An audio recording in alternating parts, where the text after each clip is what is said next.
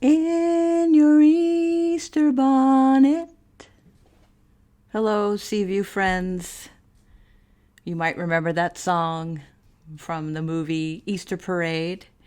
And I think of this at this time of year when many people do dress up for Easter. And the little church that I served before I came here to Virginia Beach was in Massachusetts, north of Boston. And they have this tradition there of everyone wearing wild hats for Easter. And I thought it would be so fun if we had our own Easter parade. So I know it's kind of short notice, but if y'all would don an appropriate hat and send me a picture, I will assemble a collage of images that we can enjoy together in worship. So I'm hoping that some of you will take to this challenge and don some kind of Easter bonnet and take a photo and send it to me. I look forward to that. So in worship this past Sunday, I talked about Lent and how it feels like Lent is going to be extra long this year. And it does certainly feel that way. But of course, Lent is as long as it is. And this Sunday will be Easter Sunday. And we are entering the sacred time in the Jewish calendar of Passover. And both Passover and Easter are holidays that celebrate victory, a victory over death. And it seems that we could use a reminder that as hard as this is, and as long as it seems to be taking for us to be able to get back to some semblance of normalcy, this will pass. And in the meantime, we need to find moments of joy. A couple of weeks ago, I heard an interview on the radio with an author named Ross Gay. He decided at his last birthday that he wanted to make a study of joy. And he decided that every day he would write a short essay about something joyful, and he called it a book of delights. And I am going to read for you one of these pieces that he has written in his book of essays. Ross Gay, this is called Flower in the Curb, about unexpected beauty.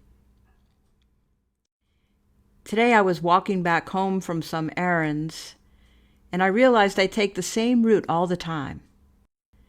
What compels us into such grooves, such patterns? Up forth, past the bakery, past a solicitous cat that chases me and yowls at me to scratch behind its ears.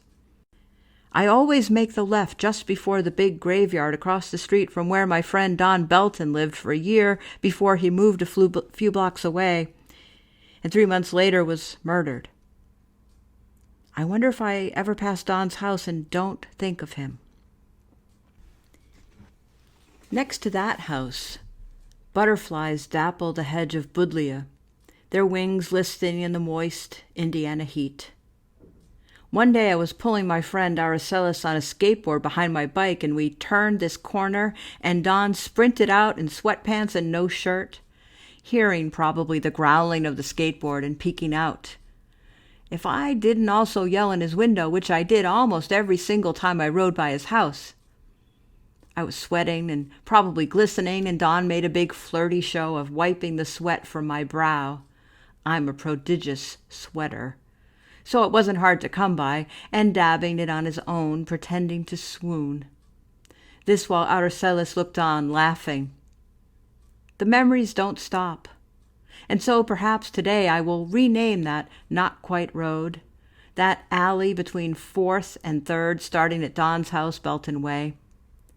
Now, returning from my errands, walking up Belton Way as I approached 3rd, I saw something bright.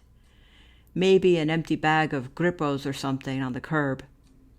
But as I got closer, sure enough, it was some kind of gorgeous flower. Mostly a red I don't think I actually have words for, a red I've maybe only ever seen in this flower, growing out of the crack between the curb and the asphalt street at the terminus of Belton Way.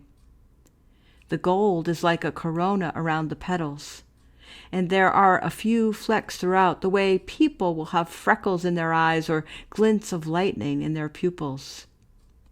And beside this flower, or kin with it, growing from the same stem as the blazing, is an as yet unwrapped bud, greenish, with the least hint of yellow shining in the breeze, on the verge, I imagine, of exploding. From the Book of Delights by Ross Gay.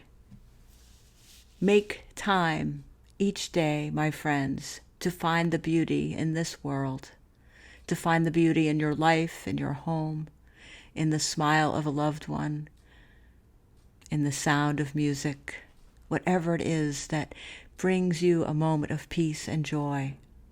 Make space for that. And as Matt encouraged us last week, each night before you go to sleep, name 3 things for yourself that you are grateful for. I believe you will sleep more soundly if you begin the night in that way.